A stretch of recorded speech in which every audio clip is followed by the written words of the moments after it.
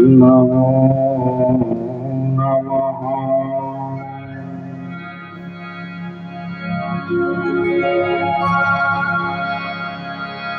श्री राधा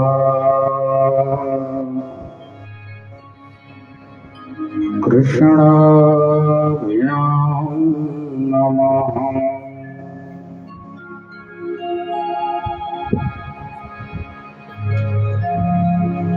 गुरुर्ब्रह्मा गुरुर्विष्णु गुरुर्देवो महेश्वरः।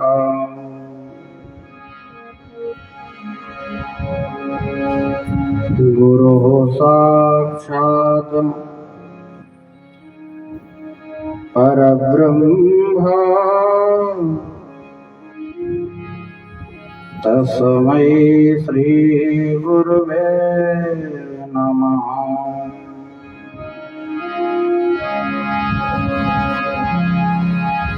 अखण्डमण्डलाकारं व्याप्तं येन चराचरम् तत्पदं दर्शितं येन तस्मै श्री गुरुवे नमः।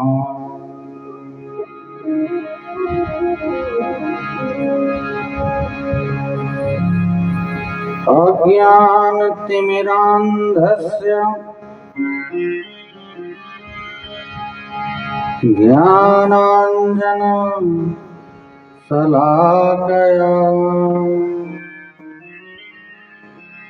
चक्षुरुन्मीलितं येन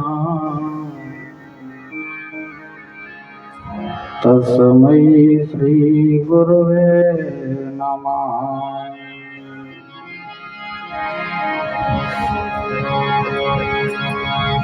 सीतानाथ समारम्भां रामानन्दाय मध्यमाम् अस्मदाचार्य पर्यन्तां वन्दे श्रीगुरु परम्पराम्।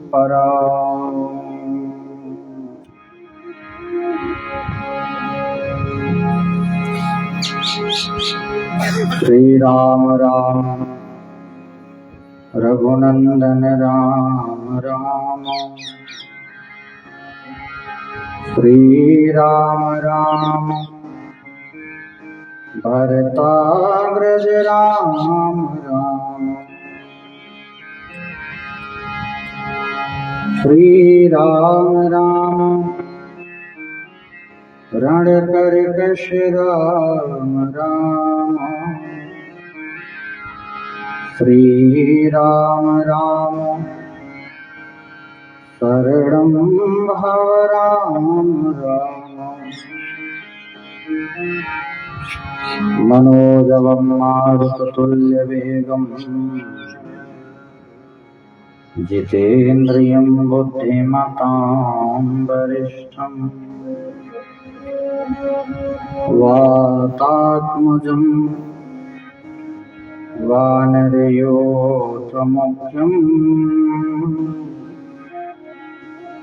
श्रीराम दूतं शरणं प्रपद्ये।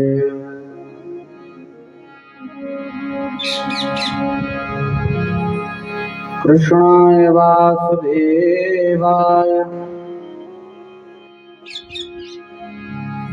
हरे परमात्मने प्रणतक्लेशनाशाय गोविन्दाय नमो नमः।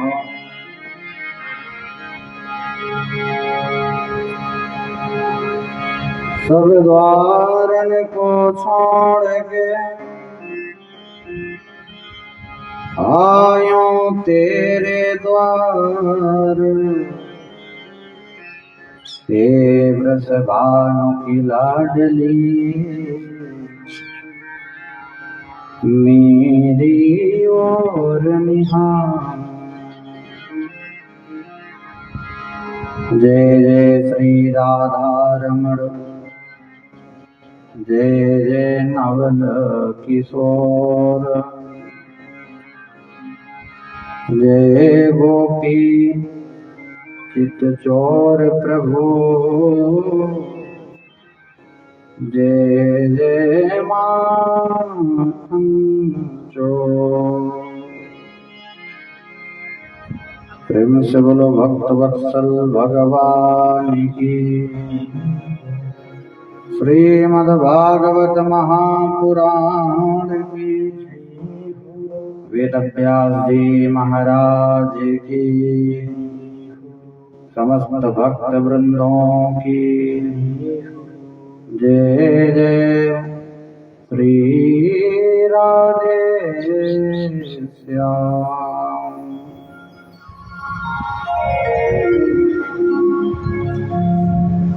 परम मंगलमय परात्पर अखिलेश्वर अकारण करुणा वरुणालय जगत नियंता जगदाधार अखिल ब्रह्मांड नायक श्री नंदनंदन यशोदानंदन देवकी नंदन भगवान श्री कृष्ण की वांगमयी प्रतिमूर्ति श्रीमद् भागवत महापुराण। थोड़ा मधुर करो आवाज। भगवान की मंगलमयी कथा का रसपान करने वाले हमारे श्रोता बंधु, यजमान परिवार, बड़े भाव से परमात्मा के नाम का चिंतन, भगवान के नाम का गुणानुवाद, मन वाणी कर्म को पवित्र करने के लिए एक क्षण गोविंद के नाम से जुड़े। तदुपरांत भगवान की मंगलमयी कथा का रसपान करेंगे बड़े प्रेम के साथ, बड़े भाव के साथ।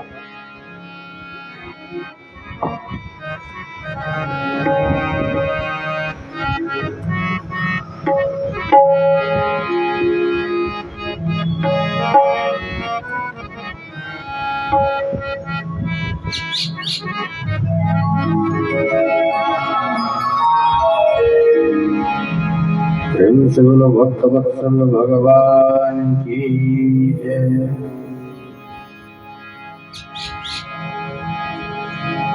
जय जय राधा रमण गिरधारी,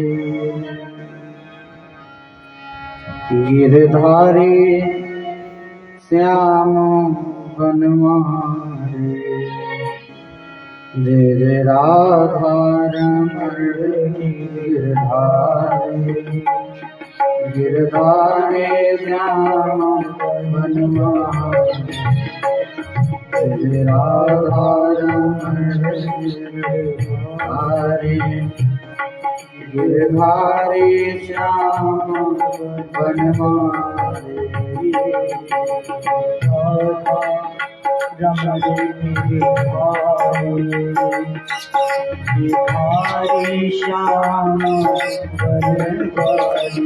हरि बोल। बड़े भाव से प्रेम के साथ ताली बजाते हुए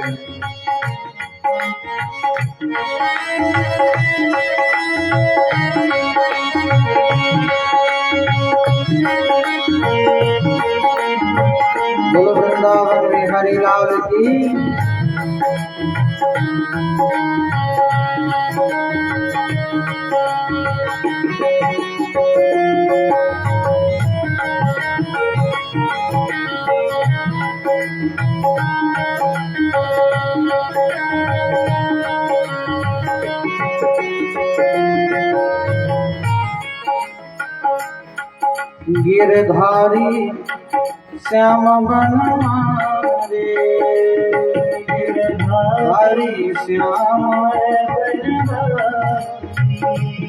गिरधारी श्याम बनवारे, गिरधारी श्याम बनवारे। बड़े भाव से प्रेम के साथ बोलना। जय जय राधा, जय जय राधा रमण गिरधारी, गिरधारी श्याम बनवारे। जय जय राधा रमण गिरधारी, गिरधारी श्याम बनवारे। हरि बोल।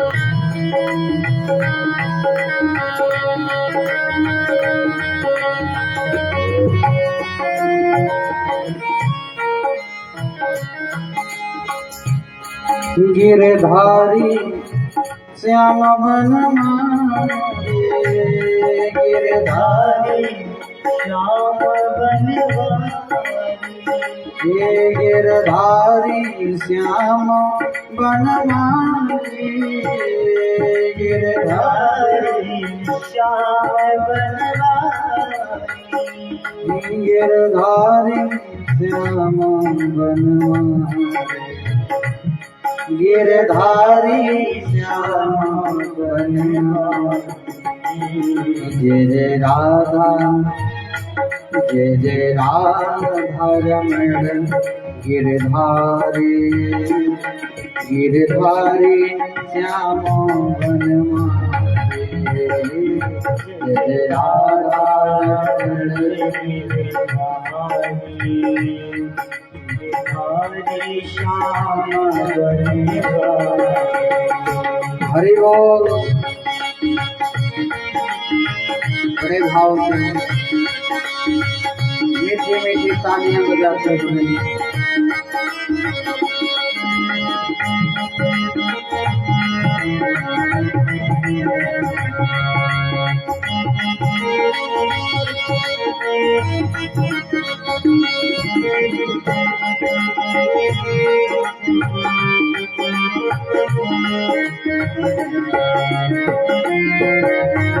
ये हो।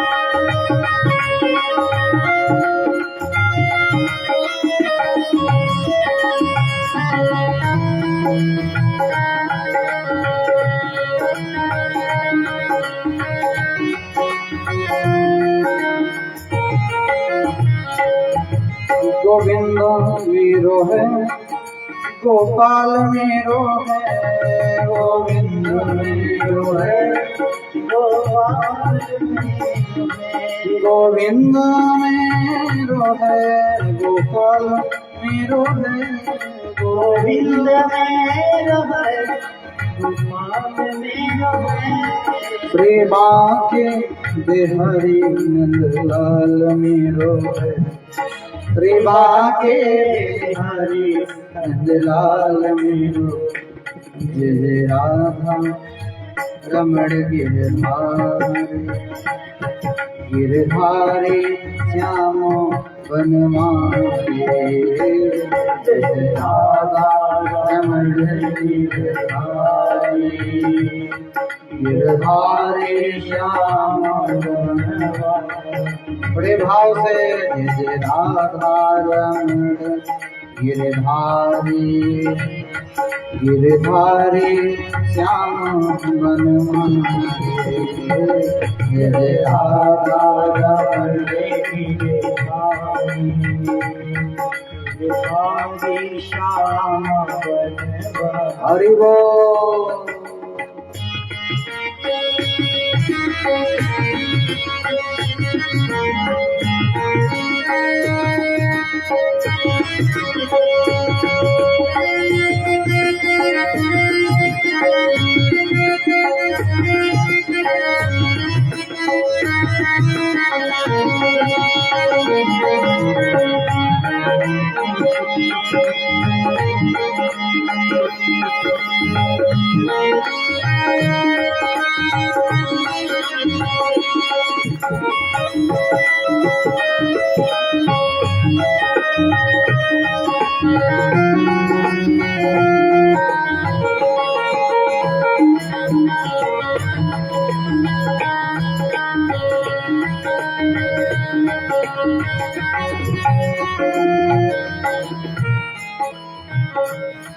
हरि आ जाओ प्रभु आ जाओ आकर के दर्श दिखा जाओ। हरि आ जाओ प्रभु आ जाओ आकर के दर्श दिखा जाओ। हरि आ जाओ प्रभु आ जाओ आकर के दर्श दिखा जाओ। हरि आ जाओ प्रभु आ जाओ आकर के दर्श दिखा जाओ। हरि आ जाओ प्रभु आ जाओ आकर के दर्श दिखा जाओ। हरि आ जाओ ओ हरि आ जाओ प्रभु आ जाओ आकर के दर्श दिखा जाओ। हरि आ जाओ प्रभु आ जाओ आकर के दर्श दिखा जाओ। ओ हरि आ जाओ प्रभु आ जाओ आकर के दर्श दिखा जाओ। हरि आ जाओ प्रभु आ जाओ आकर के दर्श दिखा जाओ। प्रभु आ जाओ हरि आ जाओ प्रभु आ जाओ। हरि आ जाओ प्रभु आ जाओ। हरि आ जाओ प्रभु आ जाओ। हरि आ जाओ प्रभु आ जाओ। हरि आ जाओ प्रभु आ जाओ। हरि आ जाओ प्रभु आ जाओ। हरि आ जाओ प्रभु आ जाओ। आकर की तरफ दिखा जाओ। आकर की तरफ दिखा जाओ। हरि आ जाओ प्रभु आ जाओ। आकर की तरफ दिखा जाओ। हरि आ जाओ प्रभु आ जाओ आकर के तरफ दिखा जाओ। हरि आ जाओ आकर के तरफ दिखा जाओ। हरि आ जाओ प्रभु आ जाओ आकर के तरफ दिखा जाओ। हरि आ जाओ प्रभु आ जाओ आकर के तरफ दिखा जाओ। हरि आ जाओ प्रभु आ जाओ आकर के तरफ दिखा जाओ। हरि आ जाओ प्रभु आ जाओ। हरि आ जाओ प्रभु आ जाओ। हरि आ जाओ प्रभु आ जाओ। हरि आ जाओ प्रभु आ जाओ।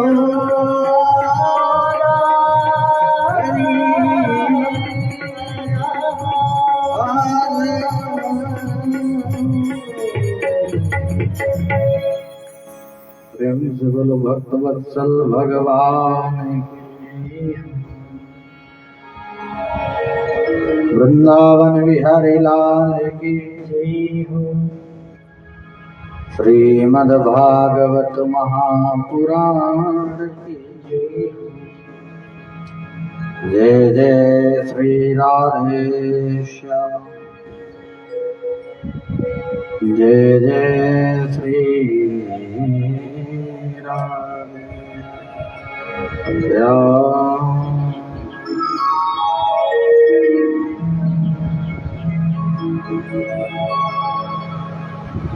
बड़ा पावन प्रसंग है गोविंद का।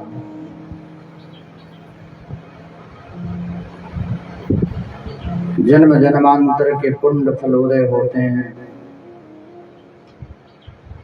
तब श्याम सुंदर की कथा जीवन में सुनने को मिलती है।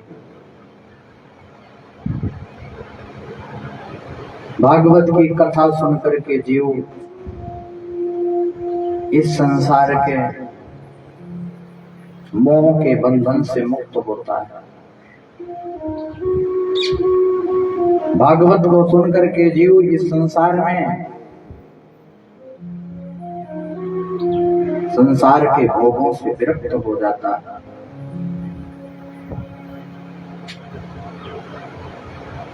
आप लोगों ने पूर्व प्रसंग में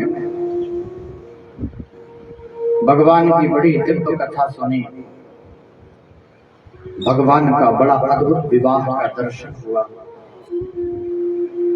हमारे यजमान परिवार की ओर से, समस्त क्षेत्रवासियों की ओर से भगवान के पाद प्रक्षालन, कन्यादान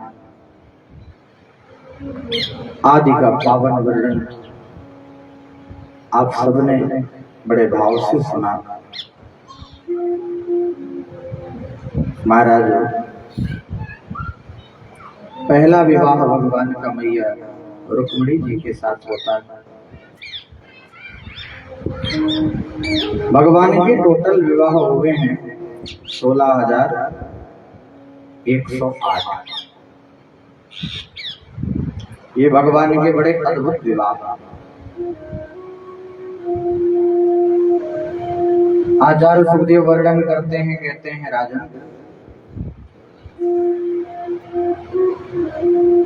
भगवान के आज एक पुत्र की प्राप्ति हुई जिनका नाम पड़ा प्रद्युम्न। ये प्रद्युम्न कोई साधारण व्यक्ति नहीं थे। प्रद्युम्न का वास्तविक अर्थ होता है प्रकृष्ट दुमन प्रकाशम प्रद्युम्न। जिसके जीवन में सुंदर कर्म का प्रकाश हो उसे प्रद्युम्न कहते हैं। एक बात याद रखना, हम जितना ज्यादा बढ़ते हैं उतना ही हमारे शत्रु भी हो जाते हैं। हम किसी का कुछ बिगाड़ते भी नहीं हैं, लेकिन फिर भी हमारे शत्रु अनायास बढ़ने लगते हैं। कारण क्या है? कारण ये होता है कि वो व्यक्ति हमारी बड़ाई से जलते हैं। ईर्ष्यापसी भूत होकर व्यक्ति एक दूसरे से दुश्मनी करता है। हमारा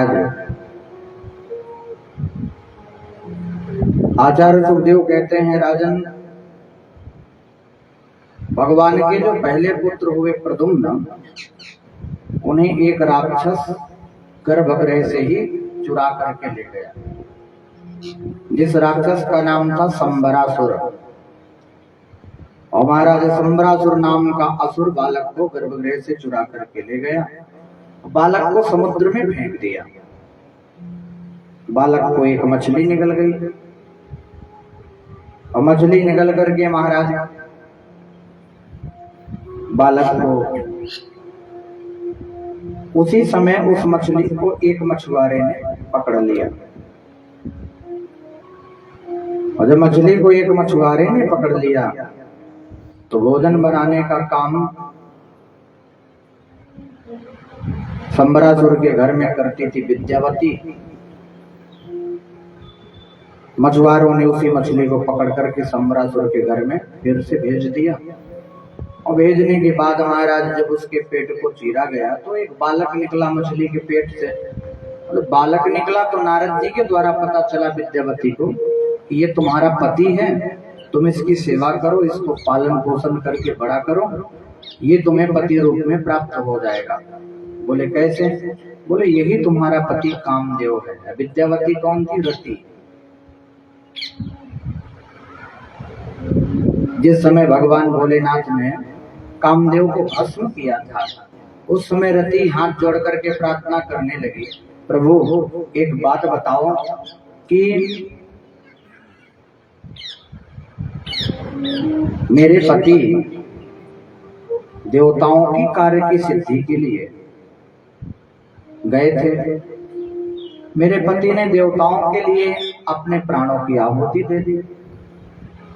इसमें मेरा क्या दोष है? आखिर मेरे पति मुझे मिलेंगे कब? कब प्राप्त होंगे?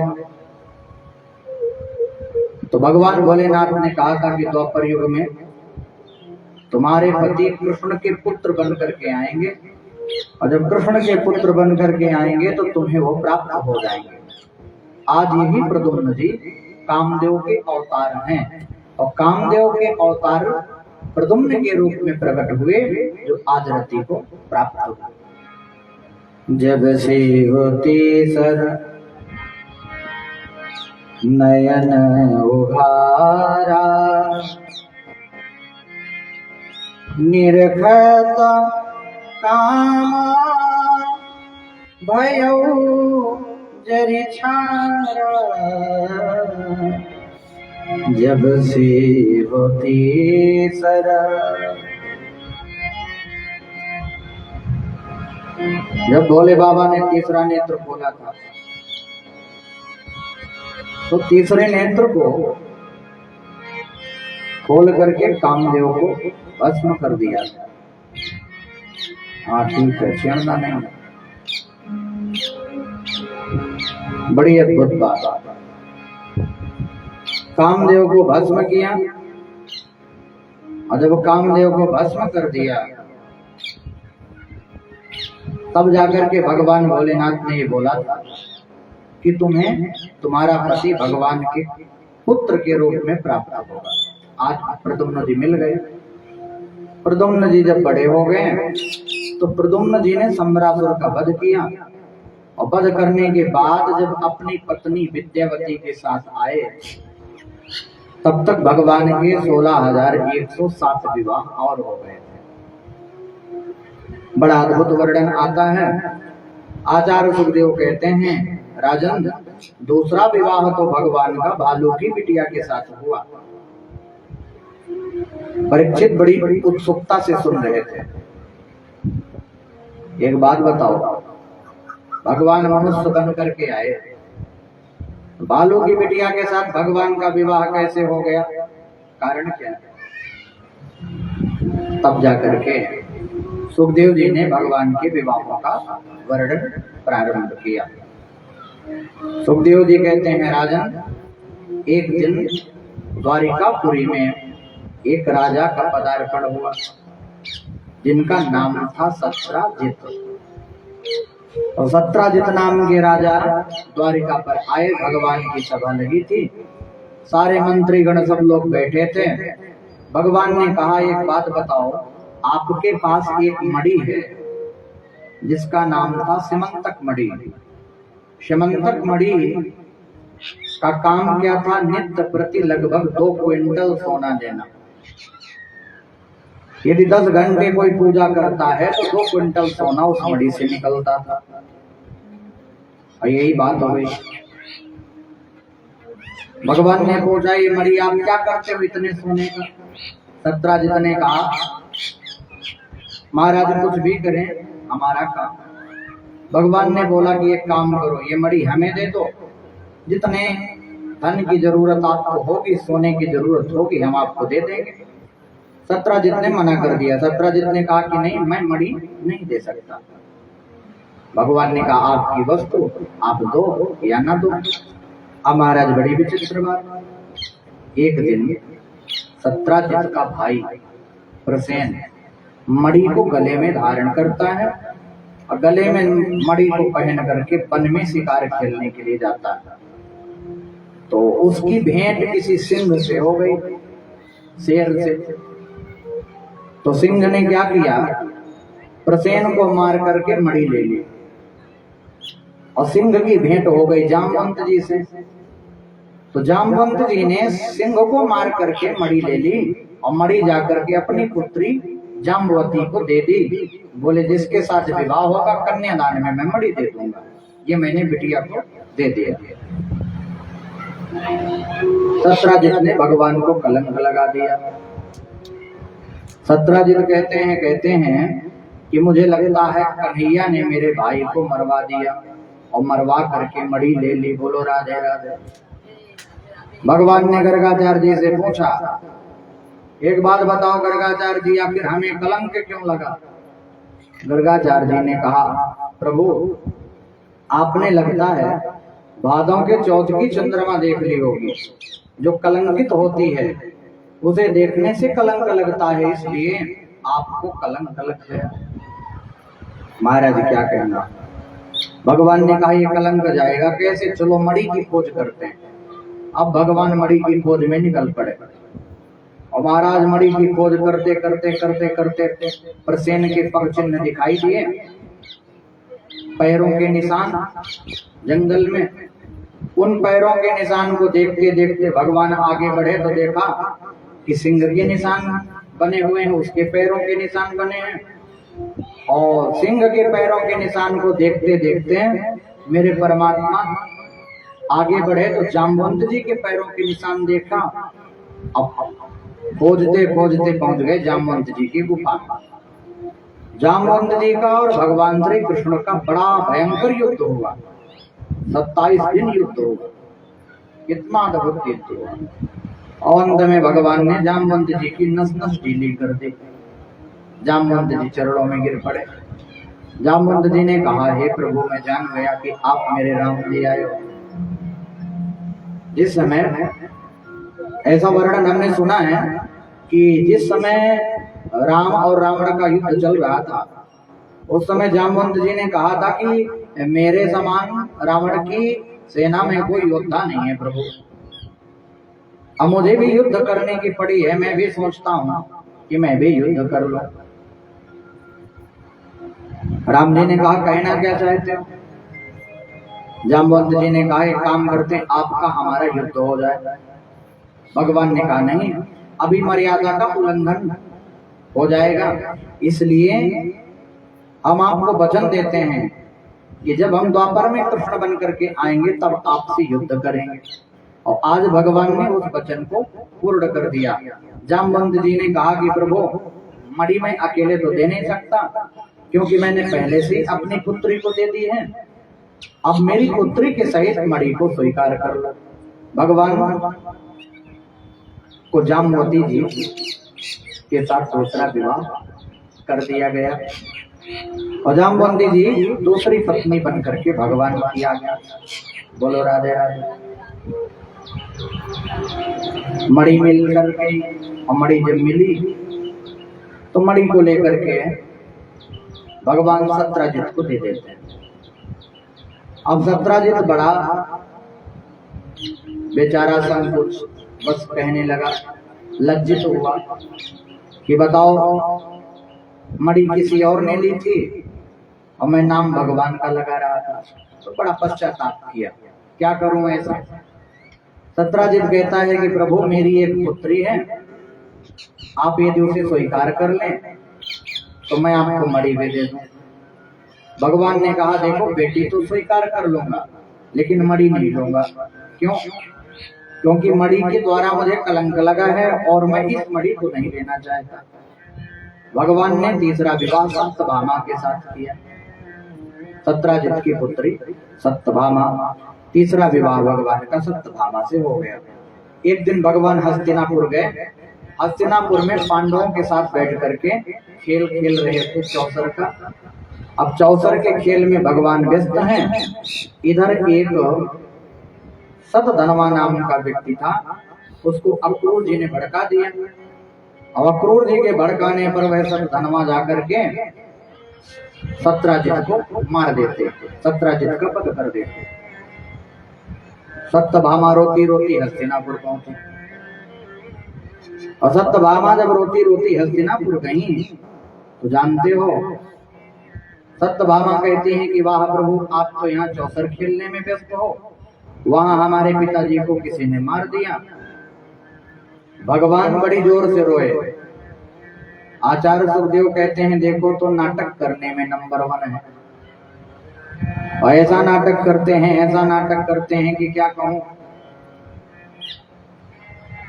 भगवान सुख दुख से परे हैं, भगवान को ना किसी के मरने का गम है, ना किसी के पैदा होने का सुख है।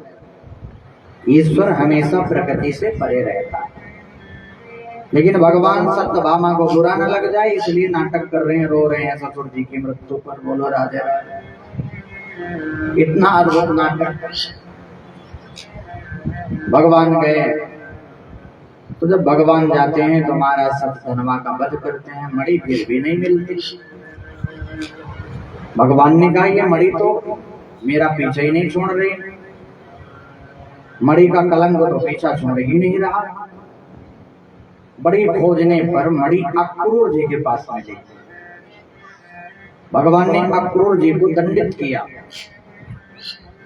और जब भगवान अक्रूर जी को दंडित करते हैं, कहते हैं कि एक काम करना, आप ही इस मणि की 10 घंटे सेवा करना, और जब आप 10 घंटे सेवा करोगे जो सोना निकलेगा वो द्वारिका के खजाना में दोगे, द्वारिका के राजकोष में जमा कर दोगे। बोलो राधे राधे।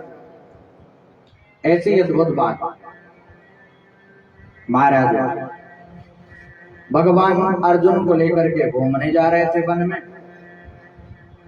वहां एक सांवली सलोनी परम सुंदरी स्त्री बैठी थी यमुना किनारे। और महाराज परम सांवली सलोनी स्त्री को देख करके अर्जुन ने पूछा, देवी आप कौन हो? नितांत निर्जन वन में अकेली बैठी हो, कर क्या रही हो? किसकी प्रतीक्षा में हो? तब जाकर के उस स्त्री ने अपना परिचय दिया। और परिचय क्या देती है कि मैं सूर्य की पुत्री हूँ, और सूर्य की पुत्री यमराज की बहन, और मेरा नाम कालिंदी है। कालिंदी किसे कहते हैं? यमुना को। यमुना को कालिंदी कहते हैं। और बड़ी अद्भुत बात कहते हैं। क्या कहते हैं? अहम देवस्य सवितुर दुहितां पतिम इच्छति विष्णुं वरेण्यं वरदं तपः परमं स्थिता।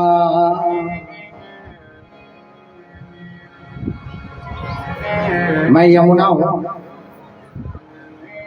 किस इंतजार में बैठी हो? एक ही इंतजार है, किसी भी प्रकार से भगवान हमें पति रूप में मिल जाएं। अर्जुन ने कहा चिंता मत करो, हम अभी आपका विवाह भगवान से करवाएंगे। भगवान आए, अर्जुन ने भगवान का हाथ कालिंदी के हाथ में ले लिया, और कालिंदी से भगवान का चौथा विवाह हो गया। बोलो राधे राधे। और महाराज बिंद और अरविंद नाम के 2 राजा थे, दोनों भाई थे, और दोनों की परम लाडली बहन का नाम था मित्रवृंदा। और महाराज 5वां विवाह भगवान ने मित्रवृंदा के साथ किया। एक नग्नजित नाम के राजा हो गए, जिनके यहाँ 7 बैल थे। कितने? 7 बैल, और बड़े बलशाली थे। इतने बलशाली कि कोई उनको बस में नहीं कर सकता था। और उनकी शर्त थी कि जो कोई इन बैलों के नाक में एक साथ नकेल डाल देगा, हम अपनी बहन का विवाह उसी के साथ कर देंगे। अब भगवान ने इस चैलेंज को एक्सेप्ट किया, और एक्सेप्ट करके गए। 7 बैलों के नाक में एक साथ नकेल डाला, और महाराज भगवान का 6वां विवाह नग्न जीती के साथ हो गया। इनका एक नाम और भी है, सत्या। एक राजा देवी नाम की परम पराक्रमी स्त्री थी, राजभार स्वयं संभालती थी। उनकी पुत्री का नाम था भद्रा। भगवान का 7वां विवाह भद्रा के साथ हुआ। एक मद्र देश के राजा थे, उनकी बिटिया का नाम था लक्ष्मणा, भगवान ने 8वां विवाह लक्ष्मणा के साथ किया। अब बचे कितने? 16,100। महाराज एक भौमासुर नाम का राक्षस हुआ।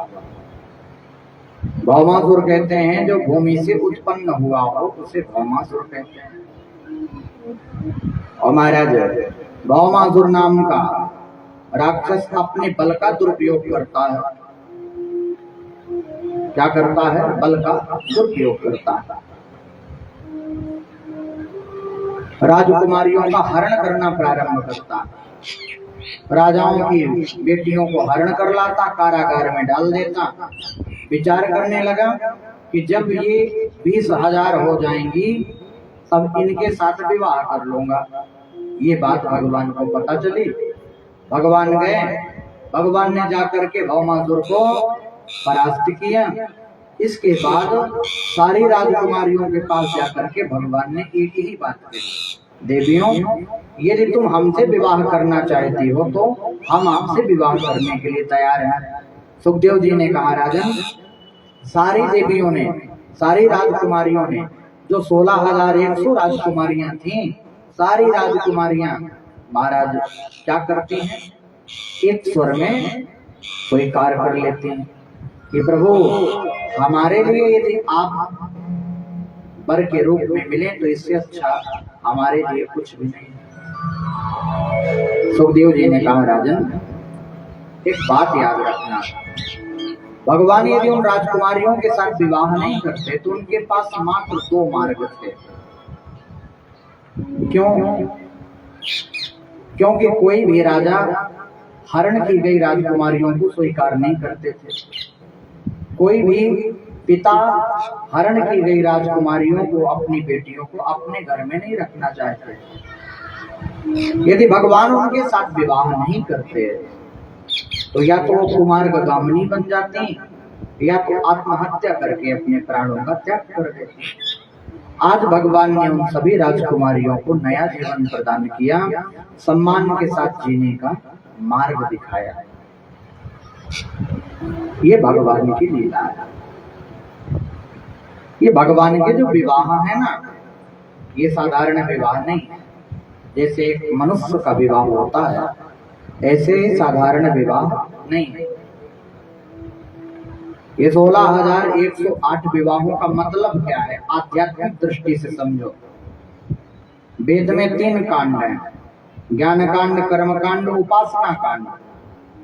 और महाराज कर्म कांड में 80,000 मंत्र हैं, उपासना कांड में 16,000 मंत्र और ज्ञान कांड में 4,000 मंत्र।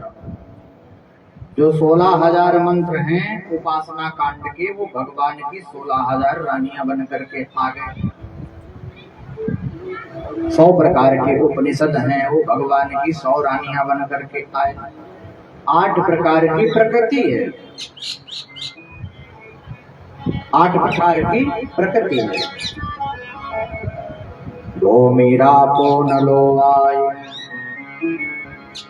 अहम मनो बुद्धिरेव च अहंकारिति यमे भिन्ना प्रकृतिर अष्टधा। 8 प्रकार की प्रकृति, भूमि, जल, अग्नि, वायु, आकाश, मन, बुद्धि और अहंकार। ये याद रखना। ईश्वर और जीव में सिर्फ इतना ही अंतर है, ईश्वर प्रकृति के बस में रहता है, वो जीव प्रकृति के बस में रहता है और ईश्वर प्रकृति से परे रहते हैं। बोलो राधे राधे। जो प्रकृति को अपने बस में रखता है वो ईश्वर है और जो प्रकृति के बस में रहता है वो जीव है। जो माया को अपने बस में रखता है वो ईश्वर और जो माया के बस में घूमता है वो जीव। कितना अंतर है।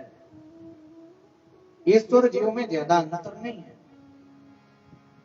ईश्वर जीव ही नहीं कछु भेदा, ईश्वर जीव ही नहीं कछु भेदा, ईश्वर जीव ही ईश्वर जीव नहीं कछु भेदा, ईश्वर जीव नहीं कछु भेदा, ईश्वर जीव नहीं कछु भेदा, ईश्वर जीव नहीं कछु भेदा, पर बीच युगा वहीं वेदा, पर बीच युगा वहीं वेदा, पर बीच युगा वहीं वेदा। याद रखना, ईश्वर में जीव में केवल माया का पर्दा है। माया के उस पार भगवान खड़े हैं, माया के इस पार जीव खड़ा है। जिस दिन ये माया का पर्दा हटा दोगे उसी दिन भगवान आपको मिल जाएंगे, और जब तक आप माया के पर्दा को नहीं हटाओगे तब तक भगवान आपको प्राप्त नहीं हो।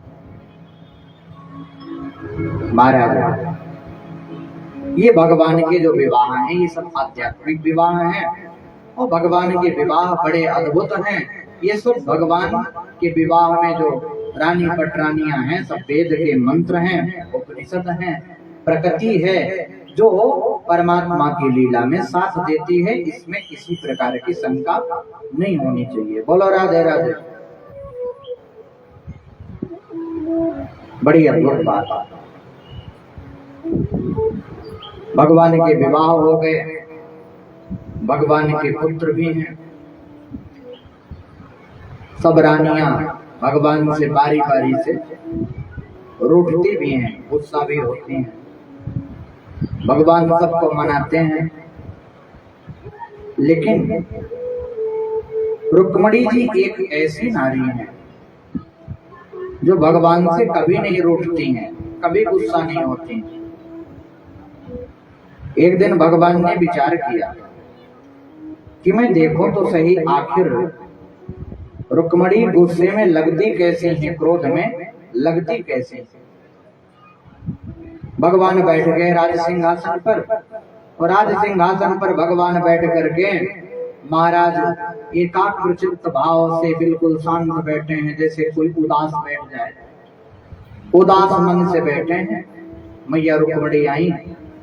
मैया रुक्मणी ने पूछा, एक बात बताओ गोपाल, क्या कारण है, आज आप उदास क्यों हो? भगवान कुछ बोल नहीं रहे हैं।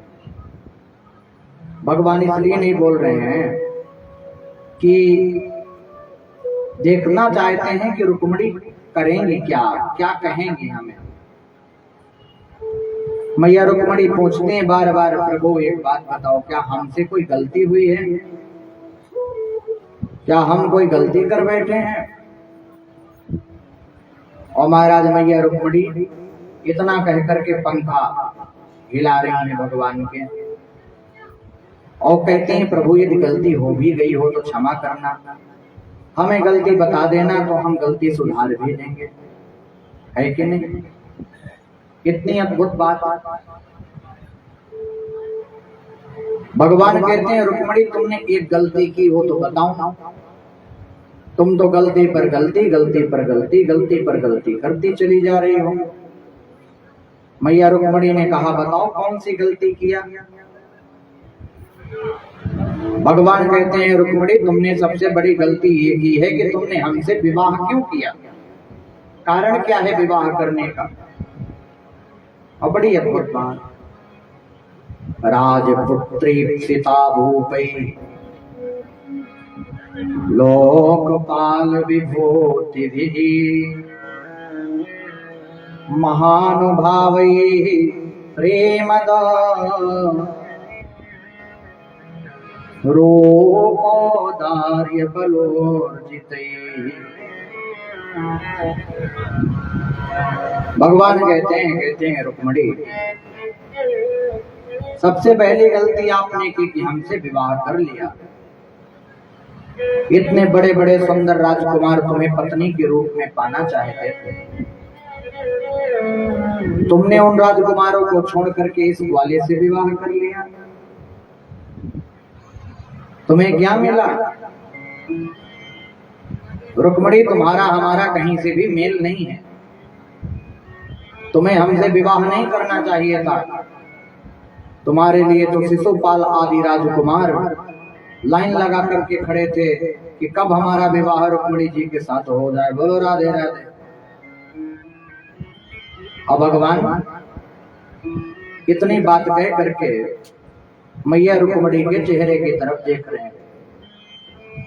अब मैया रुक्मणी के चेहरे की तरफ देख करके कहते हैं कि अभी भी इनको क्रोध नहीं आया। और महाराज जी, इनको क्रोध नहीं आया तो मैं देखूंगी, कैसे देखूं कि इनके चेहरे पर क्रोध में कैसे लगता है, इनका स्वरूप क्रोध में कैसे दिखता है, कैसे जान पाऊंगा। भगवान कहते हैं, रुक्मणी, फिर तुम कहोगे कि अजय मैं विवाह तो बिल्कुल नहीं करते, लेकिन इसलिए कर लिया कि तुम बड़े भारी वीर हो, बड़े बलवान हो, इसलिए मैंने विवाह कर लिया। तो एक बात बताऊं रुक्मणी, यहां भी गड़बड़ है। मैं वीर नहीं हूं, मैं बलवान नहीं हूं। राजभ्यो बिभ्यतः सुभ्रुः समुद्रं शरणं गता बलवद्भिः कृतद्वेषा प्रायश्चित्तो नृपासना। हे रुक्मणी, यदि ये तुमने सोच के विवाह किया कि मैं बड़ा बलवान हूं तो सब गड़बड़ है। मैं बहुत बड़ा डरपोक आदमी हूं, मुझसे ज्यादा डरपोक दुनिया में कोई नहीं है। क्यों? क्योंकि मैं राजाओं के डर से ही तो समुद्र की शरण में आ गया हूं। समुद्रम शरणं गता। अब बताओ, राजाओं के डर से मैं समुद्र की शरण में आ गया, तो आप ही बोलो कि महाराज मैं बलवान कहां से हुआ? भगवान फिर कहते हैं, रुक्मणी जी ने कोई जवाब नहीं दिया तो प्रभु ने फिर से कहा कि यदि मैं विवाह तो नहीं करती, तुम यही कहोगी कि मैं विवाह तो बिल्कुल नहीं करती, लेकिन आप देवकी नंदन हो इसलिए विवाह कर लिया। तो रुक्मणी, यहां भी गड़बड़ है। मेरे तो माता पिता का भी पता नहीं है, मेरा खानदान भी अच्छा नहीं है। कोई मुझे देवकी नंदन कहता है, कोई यशोदा नंदन कहता है। अब बताओ रुक्मणी, फिर भी तुमने विवाह कर लिया, क्यों किया? कारण क्या है? रुक्मणी मैया कोई जवाब देती नहीं, और रुक्मणी मैया को क्रोध भी नहीं आता। भगवान कहते हैं कि ना कोई जवाब दे रही है, ना क्रोध आ रहा है, अब क्या बोलूं? भगवान ने कहा, रुक्मणी तुम तो ये कहोगी यदि विवाह तो नहीं करती मैं, लेकिन आप बड़े सुंदर हो इसलिए विवाह कर लिया। तो यहाँ भी गड़बड़ है। मैं सुंदर थोड़ी हूँ, काला हूँ। काली नाक को जब से नाथ करके आया तब से और काला हो गया। बताओ कहां से सुंदर हूँ? इतनी बातें कहने के बाद भी रुक्मणी जी के चेहरे में तनिक भी सिकन नहीं आई। तो भगवान कहते हैं, रुक्मणी यदि तुमने ये सोच करके विवाह किया है कि मेरी बड़ाई, मेरा गुणगान दुनिया गाती है, तो यहाँ भी गड़बड़ है। बड़े बड़े पैसे वाले मुझे कभी याद नहीं करते। जो साधु हैं, फकीर हैं, ब्राह्मण हैं, संत हैं, जिनके पास कोई काम धाम नहीं है, बस वही रात दिन सीताराम राधे श्याम गाते रहते हैं, लिए मजीरा बजाते रहते हैं, और फिर भी तुम हमसे विवाह करके चली आई। रुक्मणी जी को क्रोध नहीं आया तो भगवान ने बड़ी अटपटी बात कही। भगवान ने कहा, क्या कहा कि महाराज एक बात बताओ, रुक्मणी अभी भी यदि तुम चाहो तो हम तुम्हारी विवाह की चर्चा शिशुपाल से कर सकते हैं, और महाराज शिशुपाल से हम तुम्हारे विवाह को करा सकते हैं। रुक्मणी मैया के चेहरे पर क्रोध तो नहीं आया, लेकिन जानते हो मैया रुक्मणी मूर्छित होकर के गिर पड़े। मैया रुक्मणी मूर्छित होकर के जब गिर पड़ी तो महाराज भगवान ने चतुर्भुज रूप धारण कर लिया।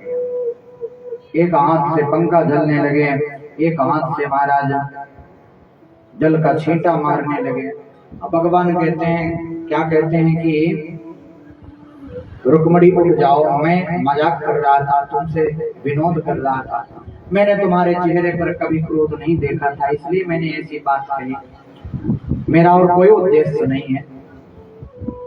मैया रुक्मणी को जब होश आया तुम्हारे गोपाल ने बड़ी अद्भुत बात कही, मां माम वैधर्य सोइए था जाने त्वाम मत परायणा। तुम तो मुझे जानती हो बचपन से कि मैं विनोदी स्वभाव का हूं। अब बताओ, मैं विनोदी स्वभाव का हूं इसलिए मैंने तुमसे मजाक कर दिया। लेकिन रुक्मणी जी ने जो जवाब दिया है भगवान को, वो बड़ा सुनने योग्य दिया, सुनने की योग्य जवाब दिया है मैया रुक्मणी ने। और बड़े ध्यान से सुनना क्या कहती है मैया रुक्मणी। हे प्रभु, हाथ जोड़ करके खड़ी हैं, हे गोपाल, हे श्याम सुंदर, आपने जितनी बातें कही हैं उतनी सारी सच ही तो है, लेकिन आपके देखने का नजरिया अलग है, मेरे देखने का नजरिया अलग है। रुक्मणी जी कहती हैं कि हे प्रभु, हे गोविंद, हे गोपाल, हे प्राण वल्लभ, आपका और हमारा मेल तो वास्तविक संसार में कभी नहीं हो सकता। कहां से होगा? कहां प्रकृति से परे आप और प्रकृति से आबद्ध मैं, एक अबला नारी। हे प्रभु, आप सतो गुड़ी हो, परमात्मा हो, मैं एक जीव हूं, और जीव का और परमात्मा का मिलना केवल तभी संभव है जब परमात्मा जीव पर कृपा करें, इसके अलावा संभव नहीं है। जब भगवान हम पर कृपा करते हैं, जब परमात्मा हम पर कृपा करते हैं, तभी हमें भगवान की प्राप्ति होती है, भगवान के कथा की प्राप्ति होती है, अन्यथा इस संसार में प्राप्ति नहीं होती। बोलो राधे राधे। रुक्मणी मैया ने कहा, प्रभु, पहली बार आपने कहा कि रुक्मणी, मेरे माता पिता का पता नहीं है, तुमने विवाह क्यों किया? मैं आपसे पूछना चाहती हूँ, क्या आपके भी माता पिता होते हैं क्या? आज तक तो मैंने यही सुना है कि आप ही जगत के पिता हो, जगत की माता हो, और जो भी शास्त्र हैं वो यही बखानते हैं, तुम्हें वो माता स पिता तुम्हें वो बंधो च सखा तुम्हें वो विद्या द्रविणम तुम्हें वो शर्वा मम देव देव। कितनी अद्भुत बात। तुम्हें वो सर्वम मम देव देव। हे प्रभु, आप जगत के पिता हो, जगत की माता हो, संसार के पति हो, संसार के स्वामी हो, आपके माता पिता कहां से आ जाएंगे? जगत को बनाने वाले तो आप।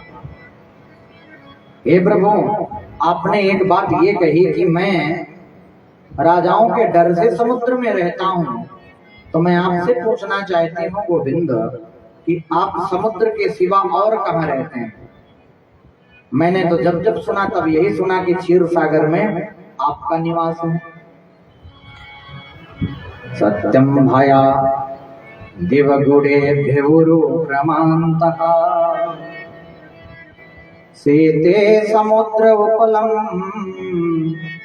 भन मात्र आत्मा नित्यम कदिन्द्रिय गणैः कृत विग्रहस्तो तव सेवकैर्नृपपदं विधुतं तमोन्नतम्। हे प्रभु, एक बात बताओ, जिस हृदय में अविद्या, अस्मिता, राग, द्वेष, अविनिवेश ये शत्रु बैठे हैं, उस हृदय में आप कभी निवास नहीं करते। आप उसी हृदय में रहते हो जो हृदय सरल होता है, सहज होता है, छल नहीं है, द्वेष नहीं है, ईर्ष्या नहीं है, मत मत्सर नहीं है। हे प्रभु, हे प्राण वल्लभ, आप तो उसी में निवास करते हो। आपके अंदर राग द्वेष मत मत्सर कभी प्रवेश ही नहीं कर सकता। तो बताओ, आप तो क्षीर सागर में ही रहोगे। चौथी बार आपने कहा, प्रभु कि मैं सुंदर नहीं हूं, तो आपकी सुंदरता के विषय में मैं ज्यादा नहीं बोलूंगी। मैंने तो सुना है कि समाधि में बैठा हुआ व्यक्ति भी आपकी सुंदरता का वर्णन सुन करके समाधि छोड़ देता। और मेरा तो कहना है प्रभु, आपकी सुंदरता के विषय में, यदि नंदलाला तुम होते लली, तो गले कट जात करोड़न के। हे प्रभु, आप इतने सुंदर हो, इतने सुंदर हो, यदि कहीं बेटा की जगह बेटी होते तो महाराज गले कट जात करोड़न के। न जाने कितने लोग आपको देख करके आत्महत्या कर लेते। बोलो राधे राधे। भगवान, आपकी सुंदरता का वर्णन दुनिया में, संसार में कोई कर ही नहीं सकता। और एक बात आपने ये भी कही कि मुझे ये संत फकीर रटते हैं रात दिन, धनवान कभी मुझे पुकारता ही नहीं है। जिसके पास धन वैभव संपत्ति है वो कभी मुझे याद ही नहीं करता। तो प्रभु, आपसे एक बात ही कहना चाहती हूँ, इन संत फकीरों से बड़ा धनवान कौन है संसार में? कबीरा सब जग निर्धना, धनवंता नहीं कोई, धनवंता सोई जानिए, जाके राम नाम धन होए, जाके राम नाम धन होए। याद रखना, ये राम के नाम का धन जिसके पास है, भगवान के नाम का गुणानुवाद जिसके पास है, उससे बड़ा धनी इस संसार में ना कोई था ना कोई होगा। इसलिए परमात्मा के नाम के धन को इकट्ठा करना ही वास्तविक जीवन का लाभ है। हमारा रुक्मणी जी की इन जवाबों को सुन करके भगवान प्रसन्न हो गए। भगवान कहने लगे कि रुक्मणी, धन्य हो तुम, तुम्हारे जैसा इस संसार में दूसरा कोई नहीं होगा। और महाराज भगवान कहते हैं, रुक्मणी, ऐसी धर्म पत्नी पाकर के हम भी सौभाग्य से धन्य ही हो गए। बोलो राधे राधे। आचार्य सुखदेव बड़ा अद्भुत वर्णन करते हैं और कहते हैं, राजन, भगवान के जो पोते हैं अनिरुद्ध जी, उनके भी 2 विवाह हुए। एक विवाह हुआ रुक्मी की पोती के साथ और दूसरा विवाह हुआ बाणासुर की पुत्री उषा के साथ। और बाणासुर की पुत्री उषा ने प्रद्युम्न नंदन अनिरुद्ध को स्वप्न में देखा। जब प्रद्युम्न नंदन अनिरुद्ध को स्वप्न में देखती हैं तो अनिरुद्ध का चित्र अपने हृदय में बसा लेती हैं। उनकी एक मायाविनी सखी थी चित्रलेखा, जो वर्णन सुन करके चित्र बना देती थी किसी का। और महाराज वो बड़ी मायाविनी भी थी, कहीं से भी कोई भी चीज लेकर के आ जाती थी। बड़ी मायाविनी, क्या कहना महाराज। चित्रलेखा ने अनिरुद्ध का चित्र बनाया, और जब चित्रलेखा ने अनिरुद्ध का चित्र बनाया तो प्रसूतिका ग्रह से ही माया के द्वारा चित्रलेखा ने अनिरुद्ध का हरण कर लिया और ले गई बाणासुर की पुत्री उषा को दे दी। भगवान को पता चला कि हमारे पौत्र का हरण हो गया है, तो भगवान आए और बाणासुर से युद्ध करने लगे। परिणाम ये हुआ कि बाणासुर भगवान शंकर के परम भक्त थे। एक तरफ बाणासुर, एक तरफ भगवान, और बाणासुर की तरफ से शायद भगवान शिव जी भी युद्ध करने के लिए तैयार हो गए। देवताओं ने प्रार्थना की कि प्रभु ये युद्ध ठीक नहीं है, इसको जो है रोक देना चाहिए। तो महाराज युद्ध फिर नहीं हुआ और बाणासुर ने अपनी पुत्री का विवाह अनिरुद्ध के साथ कर दिया। बोलो राधे राधे। सबने भगवान की प्रार्थना की। आचार्य सुखदेव कहते हैं, राजन एक बड़ी विचित्र बात मैं तुमको बताना चाहता हूँ। आज मेरे जो कृष्ण के पुत्र की उम्र है वो 50 वर्ष की हो गई, और कृष्ण भगवान के जो पौत्र हैं उनकी उम्र हो गई है 25 वर्ष की, और भगवान श्री कृष्ण की उम्र हो गई है 15 वर्ष की। बताओ आश्चर्य की बात है कि नहीं? बेटा 50 साल का, पोता 25 साल का, बाबा 15 साल का। दुनिया का सबसे बड़ा आश्चर्य। अब ऐसा आश्चर्य सुनने में लोग आज कहते हैं 8 अजूबे। भगवान के समय में बहुत से अजूबे थे, बहुत से आश्चर्य थे। तो महाराज ये आश्चर्य की बात, आश्चर्य की बात क्यों है? क्योंकि भगवान कालातीत हैं, उन पर समय का प्रभाव नहीं पड़ता। भगवान काल से परे हैं, उनकी न कभी मृत्यु होती है न उनका कभी जन्म होता है, और काल उसी को परेशान करता है, काल उसी पर लागू होता है जिसका जन्म हो, जिसकी मृत्यु हो। तो इसलिए भगवान काल से परे हैं। बोलो राधे राधे। ऐसे लगता है जैसे निमंत्रण खाने आई हो, सब बैठे है ना, भूख लगी होगी सबको, भगवान का नाम भी नहीं बोला जा रहा। बोलो राधे राधे। और जोर से बोलना पड़ेगा, और जोर से। इधर वाह, बहुत अच्छा। बांदा के बड़े अद्भुत भक्त हैं सब, और बड़ा अच्छा लगता है जब भगवान की कथा में आप लोग भगवान का नाम लेते हो, तो बड़ा आनंद आता है। भगवान को भी पता चलता है कि मेरे भक्त इतने संख्या में उपस्थित हैं जो मेरे नाम का गुणानुवाद सुन रहे हैं और भगवान के नाम का गुणानुवाद कर भी रहे हैं। इसलिए भगवान के नाम को बार बार बोलना चाहिए। क्यों? एक बार निद्रा देवी गई भगवान के पास, बोले एक बात बताओ, आपकी कथा में हमारा प्रवेश कब होगा? निद्रा देवी ने पूछा। भगवान ने कहा एक काम करना, जो भक्त कथा सुने, जो भक्त मेरा नाम ले, उस पर तुम अपना प्रकोप नहीं डालना, और जिस भक्त का मन ना लगे, कथा में बैठा हो मन ना लगे, भगवान का नाम भी ना बोले, मेरा नाम भी ना उच्चारण करे, उसी के ऊपर सवार हो जाना। तो निद्रा देवी वही बैठ जाती हैं, आराम के साथ 3 घंटे की नींद आती है, फिर आराम से चले जाते हैं। बोलो राधे राधे, है ना। तो इसलिए बीच बीच में भगवान का नाम लेना चाहिए, यही नाम पार लगाता। भगवान आज भी 15 साल के, अब भगवान इससे आगे कभी बढ़ते नहीं। भगवान की उम्र का कोई आकलन नहीं किया जा सकता। हमारा भागवत में वर्णन आता है कि जब अपने पोता के साथ भगवान महल में जाते थे तो रानियों को भी भ्रम हो जाता था कि कौन भगवान है कौन अनिरुद्ध है। एक जैसे दिखते थे अनिरुद्ध और भगवान। और महाराज जब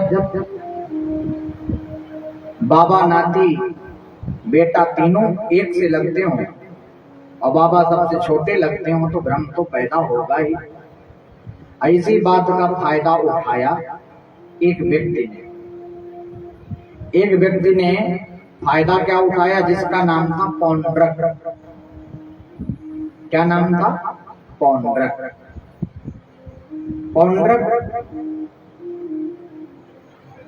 राजा ने एक बार काशी नरेश से पूछा, काशी के राजा से, एक बात बताओ, सारी दुनिया भगवान को, कृष्ण को भगवान क्यों मानती? क्या कारण है कि कृष्ण को लोग भगवान कहते हैं? काशी नरेश ने कहा ज्यादा तो नहीं जानता, लेकिन इतना जानता हूं कि कभी कभी उसके 4 हाथ हो जाते हैं और वो नीले रंग का दिखाई देता है। नील सरोवर नील मणि नील नीरधर श्याम, नीले रंग का दिखाई देता है। चक्र सुदर्शन भी आ जाता है। शायद इसीलिए दुनिया कृष्ण को भगवान मानती है। पौंड्रक ने कहा, एक बात बताओ, यदि मेरे 4 हाथ हो जाएं, मैं भी नीला हो जाऊं, मेरे पास भी सुदर्शन चक्र हो जाए, चक्र लगा लूं, तो क्या दुनिया मुझे भी भगवान मानेगी, मुझे भी पूजेगी? बड़ी अद्भुत बात कही काशी नरेश ने। हाँ, बिल्कुल मानेगी, बिल्कुल पूजेगी। पौंड्रक ने क्या किया? पौंड्रक ने बड़ी अटपटी बात की। 2 हाथ लकड़ी पे लगवा लिए अलग से, और महाराज 2 हाथ लगवा करके 4 हाथ वाला बन गए। अपने को पूरा नीले रंग में पुतवा लिया, पूरा नीला रंग बना लिया, और नीले रंग में पुतवा करके महाराज एक लोकल चक्र बना लिया, डुप्लीकेट चक्र बना करके अपने आप को पौंड्रक वासुदेव के नाम से प्रचारित कर दिया। दुनिया में अपने आप को लॉन्च कर दिया कि भैया मैं भगवान हूं। हम कलयुग में आजकल भगवान बहुत लॉन्च होते हैं। हर जगह कहीं ना कहीं एक ना एक भगवान, एक ना एक प्रकट हो जाते हैं। ये कलयुग का मार्ग था। द्वापर में एक ही हुआ पौंड्रक, और भगवान को पता चला। तो महाराज जब भगवान को पता चला तो भगवान गए, जाकर के पौंड्रक वासुदेव से युद्ध करने लगे। पौंड्रक वासुदेव डरा कि भैया अब क्या करूं, अब तो मुझे युद्ध करना ही पड़ेगा। काशी नरेश ने मुझे अच्छा भड़का दिया, मैं भगवान नहीं बना था तो ही ठीक था। और पौंड्रक वासुदेव को भगवान ने मार दिया, उसका वध कर दिया।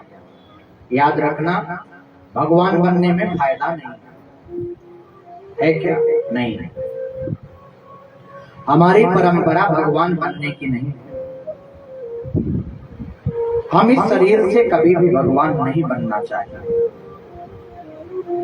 इस शरीर में लाखों बुराइयां भरी पड़ी हैं, चाहे कोई भी। और भगवान एक ऐसे व्यक्तित्व हैं, भगवान का एक ऐसा चरित्र है कि भगवान के अंदर कोई बुराई नहीं है, सब अच्छाई ही अच्छाई। भगवान ही गुणों की खान है और हम सब अवगुणों से भरे हैं। इसलिए भगवान नहीं बनना चाहिए। आजकल तो महाराज बड़ी अद्भुत परंपरा चली। पहले भागवत कथा होती थी तो आप लोग श्रोता थे, पहले के वृद्ध लोग शांत भाव से बैठकर बीच में कीर्तन, भागवत की परंपरा के साथ कथा। संगीत इसलिए रखा जाता था कि कीर्तन होगा और भगवान के मार्मिक भजन होंगे। लेकिन जैसे जैसे कलयुग बढ़ा वैसे वैसे उसका दुरुपयोग प्रारंभ हुआ, शास्त्रों का दुरुपयोग। याद रखिएगा, मैं किसी की निंदा नहीं करता, लेकिन जो सच है उसको बोलने से डरता भी नहीं। जो सच है उसे बोलने से डरता भी नहीं। कारण ये है कि मुझे भगवान से बनानी है, संसार से नहीं। यदि मैं भगवान से बना ले गया, भगवान की नजरों में सही रहा, संसार मुझे बुरा कहे कहता है, कोई फर्क नहीं पड़ता। और आपको भी कहता हूं, संसार को खुश करने में लगोगे कभी खुश नहीं कर पाओगे। एक परिवार में 10 लोग होते हैं, उन 10 लोगों को एक व्यक्ति नहीं खुश कर पाता है क्या? कभी बेटा रूठा है, कभी बहू रूठी है, कभी महाराज बहू की नहीं बनती, कभी बेटे की नहीं बनती। कोई किसी को संतुष्ट नहीं कर पाता। जीवन अपना दे दो संसार में, पूरी जिंदगी खपा दो, लेकिन एक गलती हो जाएगी तो ये संसार आपको धक्के मार करके निकाल देगा। ये संसार का काम है। लेकिन यदि आपने अपनी ऊर्जा, अपनी पॉजिटिविटी यदि भगवान में लगाई, भगवान को प्रसन्न करने के यत्न करने लगे, और भगवान यदि प्रसन्न हो गए तो फिर आपसे भगवान कभी रूठेंगे नहीं। ये हम व्यासपीठ से गारंटी देते हैं इस बात की, भगवान कभी नहीं रूठते। बड़ी अद्भुत बात। तो हमारे शास्त्रों को शास्त्र के अनुसार ही चलने देना चाहिए। जो परंपरा है, व्यासपीठ की जो मर्यादा है, उसी प्रकार से हमें कार्य करना चाहिए।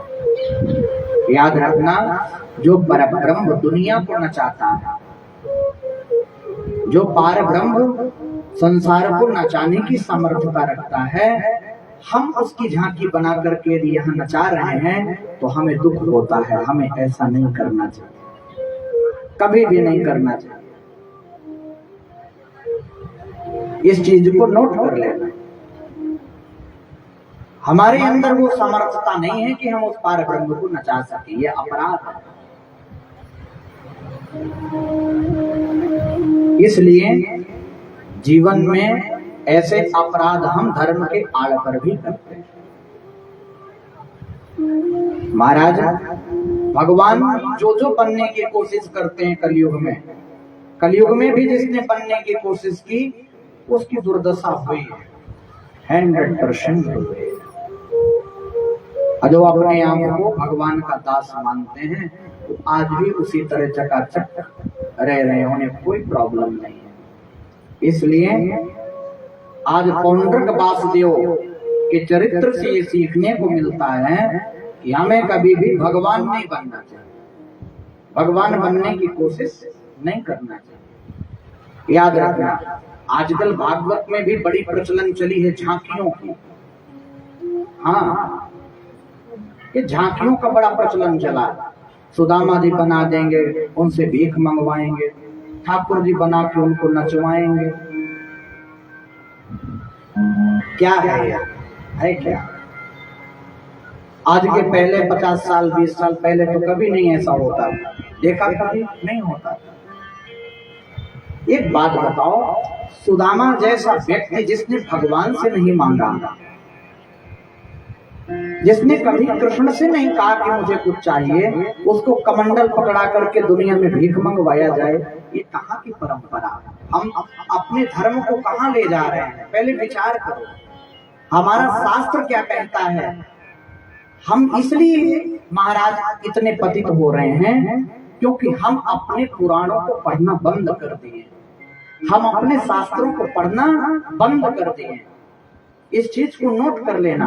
और हिंदू धर्म का, सनातन धर्म का सबसे बड़ा पतन का कारण यही है कि हमने अध्ययन बंद कर दिया। कभी पढ़ो, पुराणों को देखो, उनका चिंतन करो, उनका चिंतन करके उसके विषय में विचार करो कि पुराण क्या कहता है, शास्त्र क्या कहता है, और फिर उसके आधार पर चलने का प्रयास करो। तब तो आप धार्मिक हो। और धर्म के आड़ पर यदि अधर्म कर रहे हो, ये गलत है, ऐसा नहीं होना चाहिए। इस चीज को नोट कर लेना। हम अपने मनोरंजन के लिए, मात्र अपने मनोरंजन के लिए ये सब काम कर रहे हैं, इसका कोई लाभ नहीं है, किसी प्रकार से कोई लाभ नहीं है। आप कुछ भी कर डालो, कितना भी धन खर्च कर दो, यदि आप ऐसा काम कर रहे हो अपने मनोरंजन के लिए तो लाभ नहीं। ये मनोरंजन का साधन हो ही नहीं सकता, ये आध्यात्म का साधन है, ये भक्ति का मार्ग है, ये ज्ञान का मार्ग है, ये तप का मार्ग है, ये वैराग्य का मार्ग है।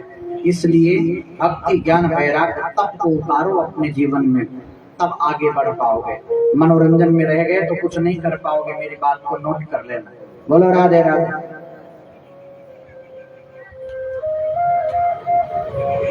इसलिए पौंड्रक वासुदेव को भगवान ने मार दिया।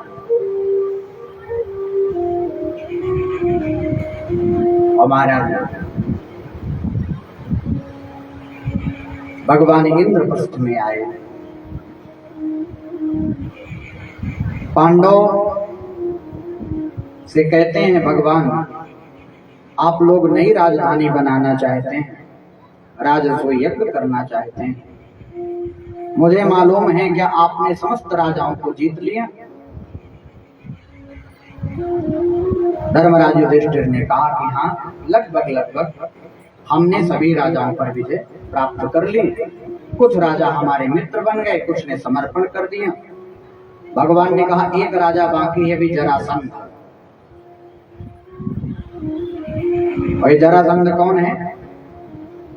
कंस का ससुर। अभी ये बाकी है, क्योंकि भगवान भी जरासंध के साथ रण छोड़ करके भाग गए थे ब्राह्मणों की रक्षा के लिए।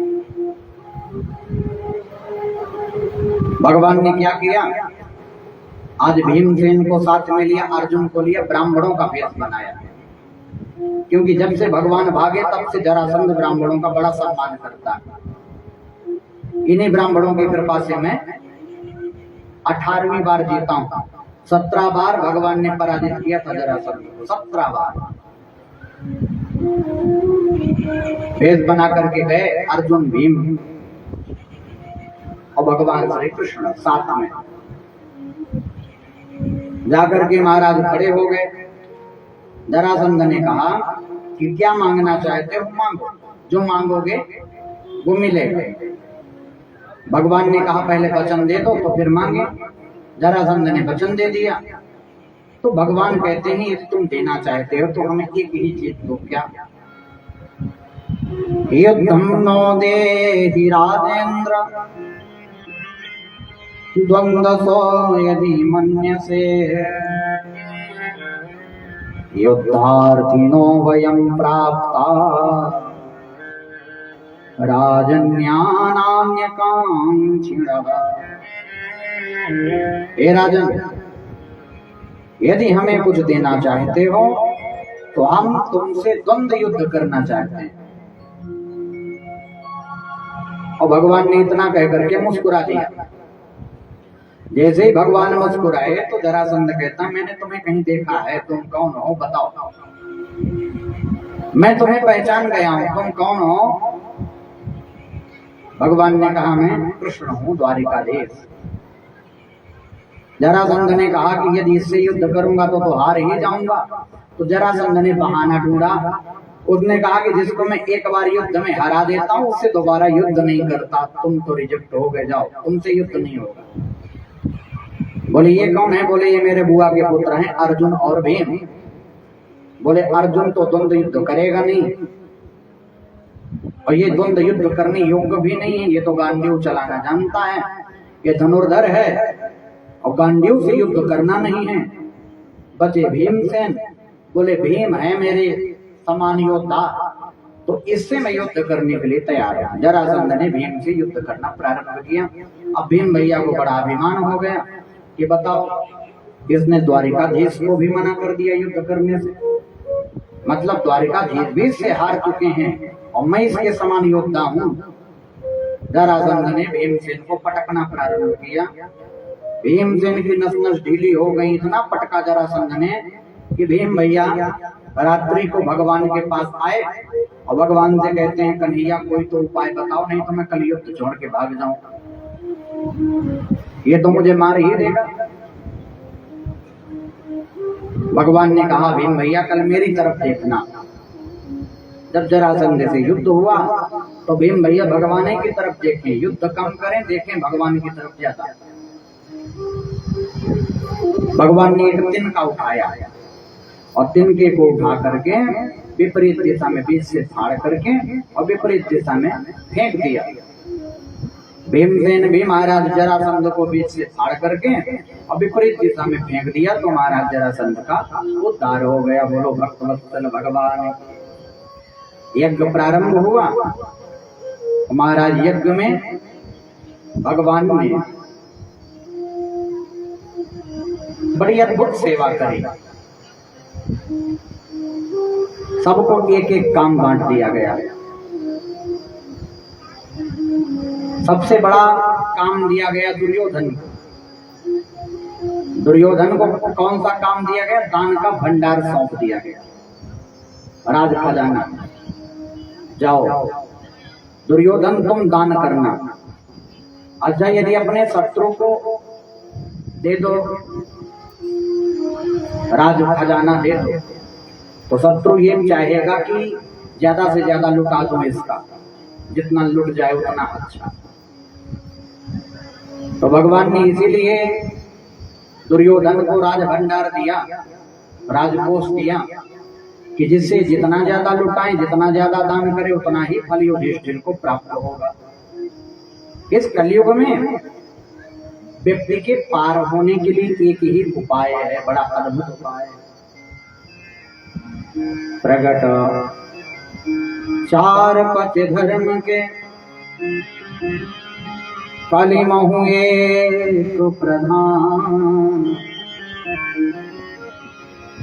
जेन केन विधि दीने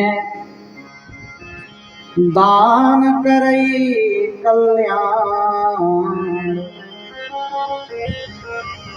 इस कलयुग में केवल और केवल एक ही पथ बचा है धर्म का, वो है दान। जितना आप दान कर सकते हैं उतना दान पुण्य करिए, लोगों की सहायता करिए, गरीबों की सहायता करिए, परोपकार करिए। और परोपकार के समान इस संसार में कोई दूसरा धर्म नहीं है।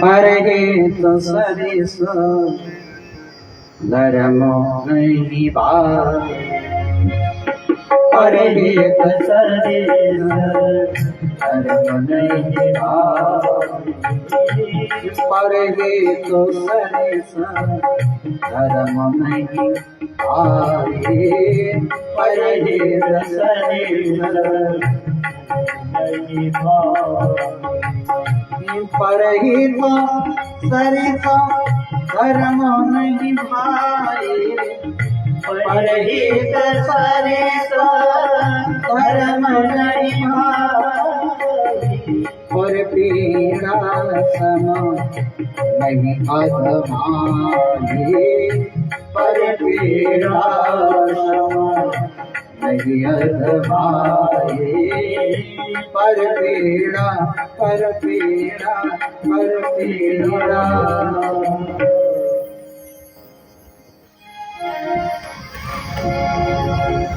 इसलिए परहित सरिस धर्म नहीं भाई, याद रखना। परोपकार के समान कोई भी धर्म नहीं है। जितना हो सके दान पुण्य करो, जितना हो सके महाराज भगवान की भक्ति में लगे रहो। क्या कहना, भगवान ने स्वयं पत्तल उठाने का काम किया, सबके पाद प्रक्षालन का काम किया। आजकल लोग अपने भी पत्तल उठाने में शर्माते हैं, भंडारा में जाते हैं तो आजकल अपने भी पत्तल नहीं उठाते। कारण क्या है? हमारा बड़ी सुंदर बात,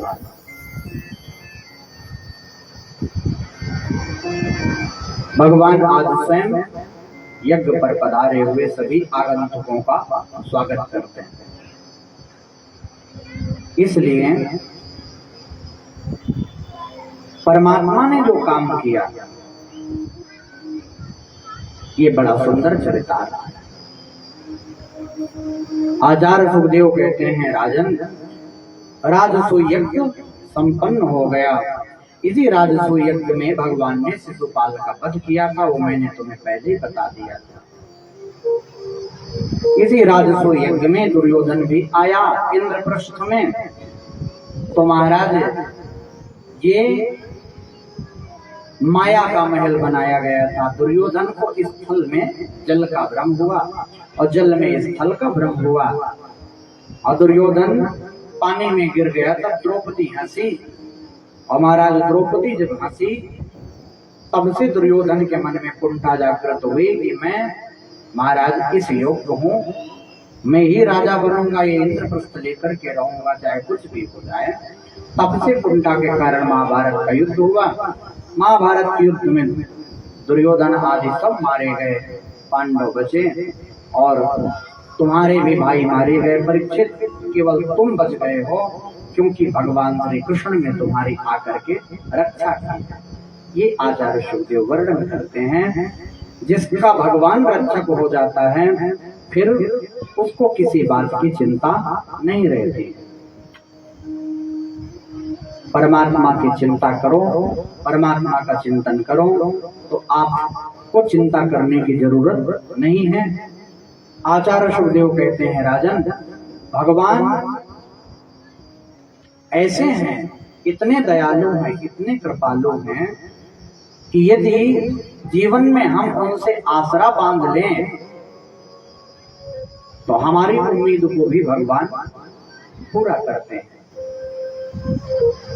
कमी क्या रहती है, हम भगवान से उम्मीद ही छोड़ देते हैं। थोड़ा सा काम नहीं बनता तो हम महाराज संसार में भटकने लगते हैं, भगवान के पास जाना ही बंद कर देते हैं। आचार्य सुखदेव कहते हैं, जीवन पर्यंत परमात्मा के चरणारविंदों को पकड़ करके आप अपने जीवन को पार लगा सकते हैं। भगवान से कहा करो कि प्रभु हम भी आपकी शरण में आए हैं और आप हमारी रक्षा करें। और जो भगवान की शरण में पहुंच जाता है फिर उस जीव को कहीं भी जाने की, दर दर भटकने की जरूरत ही नहीं पड़ती। ये परमात्मा का भी कहना है।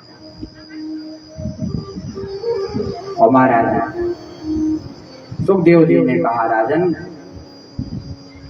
तुम्हारा जन्म हुआ, जन्म होने के बाद तुम्हें राज्यभार दे दिया गया, तुम्हारे बाबा अपने अपने धाम को चले गए, और आज सबसे बड़ी विचित्र बात यह है कि तुम्हें 7 दिन में मरने का श्राप लग गया और मैं तुम्हें कथा सुनाने के लिए आ गया। ये तुम्हारे सौभाग्य की बात है, इसलिए लगन लगाना है तो भगवान से ही लगाना।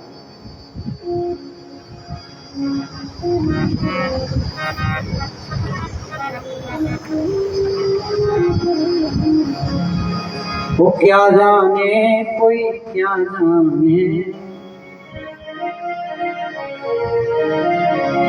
वो मेरी लगी श्याम संग प्रीत कि दुनिया क्या जाने।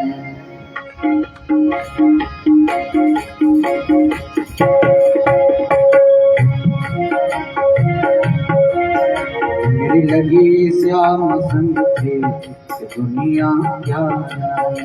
मेरी लगी श्याम संग प्रीत दुनिया क्या जाने।